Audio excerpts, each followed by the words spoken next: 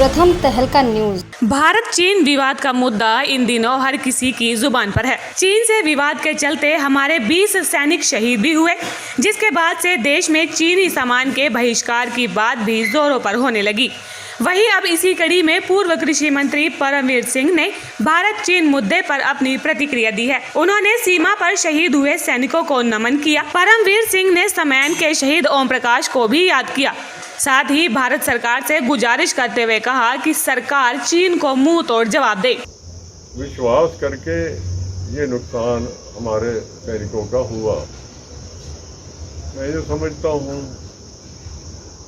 कि एक तो जैसे ही उनकी फौज आनी शुरू हुई अप्रैल में, उस टाइम भाई ये मसला डोकलाम जो घटना पहले हुई थी, हमारी सरकार ने ये समझ लिया भाई जैसे डोकलाम में हमने फौज भेज दी और वो अपना चलो बात वहाँ तनाव कई दिन रहा, पर वो जो चिकन नेक जो एरिया था भूटान का, पर उस पर चलो वो कब्जा नहीं कर पाए। मैं ये फील करता हूँ भाई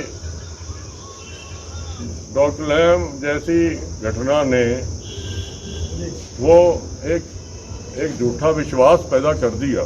पूर्व कृषि मंत्री ने कहा कि चीन वैसे भी भरोसे के काबिल नहीं है, देश की सरकार को अपनी तैयारी पूरी रखनी चाहिए। पूर्व मंत्री ने कहा कि जिस समय चीनी सेना की मूवमेंट शुरू हुई थी, उसी समय हमारी ओर से तैयारी कर दी जानी चाहिए थी। एक मजबूत बिल्डअप तैयार रखना चाहिए था तो इतना नुकसान ना होता। तो चाइना जैसे देश पे विश्वास कर लेना तो भाई वो नुकसान उठाने वाली बात थी, और नुकसान वो हो गया और हमें बहुत भारी दुख है। पर जिन वीरता से हमारे कर्नल साहब और साथियों ने उनका मुकाबला किया, 3 गुना ज्यादा थे चाइनीज, 3 गुना, परवाह नहीं की इन्होंने। पर उन्होंने ऐसे उनकी जो पोस्ट वगैरह वहाँ नहीं बनने दी, तो बेमिसाल वीरता का जो इन्होंने वो पेश किया।